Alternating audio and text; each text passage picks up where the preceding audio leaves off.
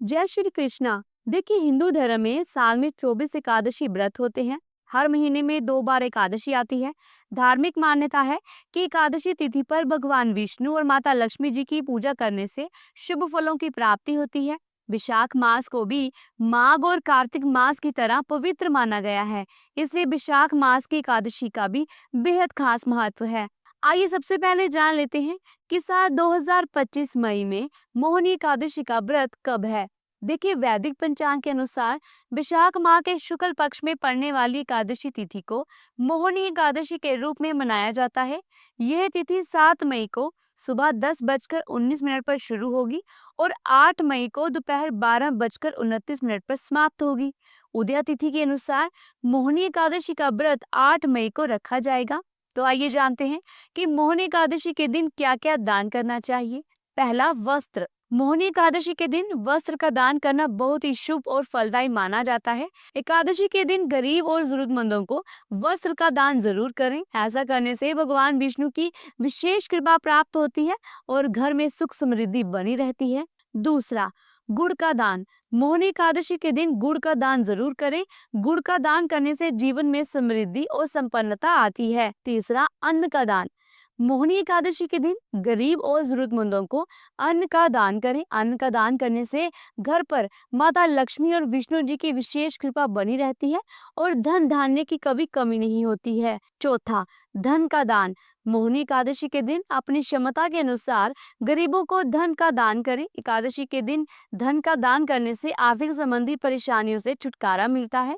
इसके अलावा मोहनी एकादशी के दिन जल, घड़ा, फल, अनाज और मिठाई आदि का दान करें। एकादशी के दिन इन चीजों का दान करना भी बहुत शुभ माना गया है। तो मोहनी एकादशी के दिन इन वस्तुओं का भी दान करें। मोहनी एकादशी के दिन साधक को भगवान विष्णु को प्रसन्न करने के लिए पूरे विधि विधान से उनकी पूजा आराधना करनी चाहिए।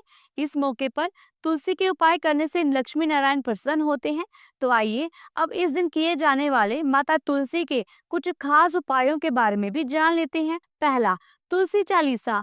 नौकरी या व्यापार में अगर बहुत प्रयास के बाद भी विघ्न बाधाएं आ रही हैं, तो मोहनी एकादशी पर तुलसी के पास 11 या 21 दीपक जलाकर तुलसी चालीसा का पाठ करें। ऐसी मान्यता है कि ऐसा करने से बाधाएं दूर होती हैं। दूसरा, श्रृंगार की वस्तु। बहुत प्रयास करने के बाद भी यदि वैवाहिक जीवन सुख में नहीं चल रहा है, तो मोहनी एकादशी के दिन तुलसी के पौधे को 16 श्रृंगार की सामग्री अर्पित करें। यह बहुत ही लाभकारी है। इससे वैवाहिक जीवन में खुशहाली आती है और अखंड सौभाग्य का आशीर्वाद मिलता है। तीसरा, तुलसी मंजरी। सफलता हाथ नहीं लग रही है, धन टिक नहीं पा रहा है, तो इस एकादशी पर स्नान ध्यान करने के बाद भगवान विष्णु और माता लक्ष्मी की पूजा करें। पूजा के समय गाय के कच्चे दूध में तुलसी की मंजरी मिलाकर भगवान विष्णु का अभिषेक करें। यह उपाय करने से आर्थिक स्थिति में सुधार आता है। चौथा, कलावा। घर में कलह मची है, शांति नहीं बनी रहती है, तो मोहनी एकादशी के दिन तुलसी के पौधे पर कलावा चढ़ाएं।